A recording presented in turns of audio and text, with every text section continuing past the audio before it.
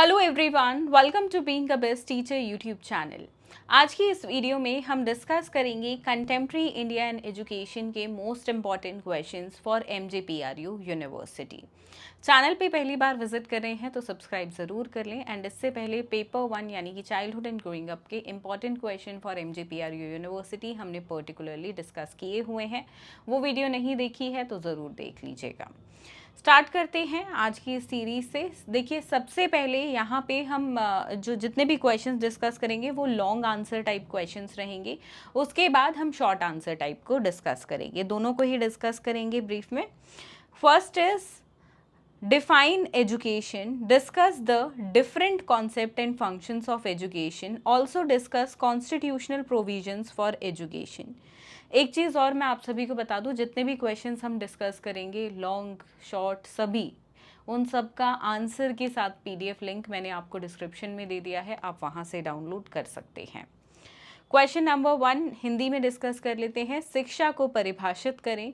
शिक्षा की विभिन्न अवधारणाओं और कार्यों की चर्चा कीजिए। शिक्षा के लिए संवैधानिक प्रावधानों पर भी चर्चा करें। दूसरा प्रश्न है, what is naturalism and pragmatism. देखिए, यहाँ पे स्लैश होगा, या तो नेचुरलिज्म पे क्वेश्चन आएगा या प्रैग्मेटिज्म पे आएगा। How for naturalism and pragmatism has influenced the aims of present Indian education। प्रकृतिवाद और व्यवहारिकता क्या है? प्रकृतिवाद और व्यवहारिकता ने वर्तमान भारतीय शिक्षा के उद्देश्यों को किस तरह से प्रभावित किया है, वो आपको बताना है। Question number 3 is what is mean by humanism. ठीक है, इस पे भी क्वेश्चन आ जाता है, प्रीवियस ईयर में 2-3 बार आया हुआ है तो चांसेस हैं। Describe the objectives, teaching methods and curriculum activities according to humanism. मानवतावाद क्या है वो आपको बताना है, उसका अर्थ, साथ में उद्देश्य, और जो शिक्षण की विधियां हैं मानवतावाद के अनुसार वो आपको बतानी है। ठीक है, पाठ्यक्रम गतिविधियां भी साथ में, उनकी भी विवेचना कीजिए। प्रश्न 4 है अगला, what is national knowledge commission and what is it's scope. Important question है, प्रीवियस ईयर में बहुत आया हुआ है। क्वेश्चन नंबर 5 हिंदी में रहेगा, राष्ट्रीय ज्ञान आयोग क्या है और उसके कार्यक्षेत्र की विस्तार पूर्वक चर्चा आपको करनी है। Question number 5, describe the main features of national curriculum framework for school education 2005। स्कूली शिक्षा 2005 के लिए राष्ट्रीय पाठ्यचर्या रूपरेखा की मुख्य विशेषताओं की जो है व्याख्या आपको करनी है। इसके बाद अगला है यहाँ पे question number 6, discuss the recommendations of Indian education commission. Describe the suggestions of Indian education commission about the primary education. भारतीय शिक्षा आयोग की सिफारिशों की विवेचना कीजिए। प्राथमिक शिक्षा के संबंध में भारतीय शिक्षा आयोग के सुझावों का वर्णन कीजिए। Question number 7, explain the meaning of globalisation and its impact on education. देखिए, ग्लोबलाइजेशन और प्राइवेटाइजेशन पे से एक में तो क्वेश्चन डेफिनेटली आता है, हो सकता है दोनों पे भी आ जाए, राइट। सो अगला क्वेश्चन हमारा इसी पे ही है, हिंदी में पहले डिस्कस कर लेते हैं क्वेश्चन नंबर 7 को। वैश्वीकरण का अर्थ वैश्वीकरण का अर्थ और शिक्षा पर इसके प्रभाव की व्याख्या करें। 8वां प्रश्न है, what do you understand by privatisation of education. Discuss it's impact on education system. शिक्षा के निजीकरण से आप क्या समझते हैं? शिक्षा व्यवस्था पर इसके प्रभाव की विवेचना कीजिए। आगे बढ़ेंगे, question number 9, what do you mean by social change. Important question, previous year में 2-3 बार आया हुआ है।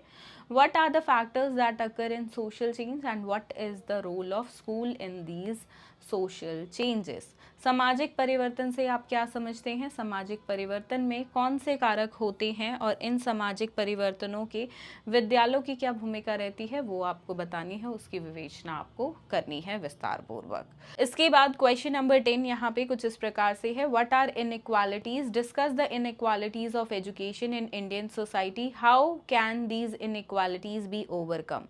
असमानताएं क्या हैं भारतीय समाज में, शिक्षा की असमानताओं की विवेचना कीजिए। इन असमानताओं को कैसे दूर किया जा सकता है वो भी आपको बताना है। आगे बढ़ेंगे सेक्शन बी पे। क्वेश्चन नंबर 1, डिस्क्राइब द देखिए, describe in brief the revised policy of national education 1992 में जो रिवाइज हुई थी national education policy POA basically, उसके बारे में आपको बताना है। राष्ट्रीय शिक्षा 1992 की संशोधित नीति। Question number 2, describe the relationship between education and philosophy, शिक्षा और दर्शन के बीच संबंध का वर्णन करें। तीसरा है describe the philosophy of education according to Vivekananda, Vivekananda ji पे और रविंद्रनाथ टैगोर जी पे क्वेश्चन आया हुआ है इनके एजुकेशनल व्यूज़ पे, सो मेक श्योर दोनों को आप अच्छे से कर लें, ठीक है। अगला प्रश्न है यहाँ पे देखिए, रविंद्रनाथ टैगोर जी के रेफरेंस में एजुकेशनल ऑब्जेक्टिव्स आपको बताने हैं और साथ में देखिए इनकी लाइफ का थोड़ा सा स्केच भी लिखें, राइट। और हर एक आंसर को पॉइंट वाइज करें, फ्लो चार्ट्स के साथ करें एंड लॉन्ग पैराग्राफ्स को ना डालें, ठीक है। Okay, next question number 5, throw light on the functions of education as social development, सामाजिक विकास के रूप में शिक्षा के कार्यों पर प्रकाश डालिए। Question number 6, describe the merits of education for nationalism, राष्ट्रवाद के लिए शिक्षा के गुणों का वर्णन कीजिए। क्वेश्चन नंबर 7 पे बढ़ेंगे, write short notes on multilingual education, बहुभाषावाद या बहुभाषा शिक्षा पर एक संक्षिप्त टिप्पणी लिखिए। प्रश्न 8 है, what do you understand by women empowerment, describe in brief, महिला अधिकारिकता से आप क्या समझते हैं, संक्षेप में वर्णन कीजिए। क्वेश्चन नंबर 9 है, what are the child rights under Indian constitution, describe them, भारतीय संविधान के तहत बाल अधिकार क्या है, उनका आपको विस्तार पूर्वक वर्णन करना है। आगे बढ़ेंगे, question number 10, what are the main characteristics of Indian ancient Indian education. देखिए इस पे क्वेश्चन आ भी सकता है, नहीं भी, प्रीवियस ईयर्स में आई थिंक 1 या 2 बार ही आया है, बट एंशियंट इंडियन एजुकेशन का थोड़ा इंपॉर्टेंट क्वेश्चन रहता है, तो इसलिए यहाँ पे इंक्लूडेड है। अगर आप चाहें तो 10, 11, 12 को स्किप भी कर सकते हैं। Describe in brief need and importance of vocationalisation of secondary education, माध्यमिक शिक्षा पाठ्यक्रमों के व्यवसायीकरण की आवश्यकता और महत्व का संक्षेप में वर्णन करें। प्रश्न 12, what do you understand by preamble of Indian constitution, describe the provision of education in Indian constitution, भारतीय संविधान की प्रस्तावना से आप क्या समझते हैं, भारतीय संविधान में शिक्षा के प्रावधानों का वर्णन कीजिए। तो ये यहाँ पे देखिए टोटल हमने करे हैं 12 क्वेश्चंस, ठीक है, शॉर्ट वाले, और लॉन्ग वाले हमने किए हैं 10 क्वेश्चंस।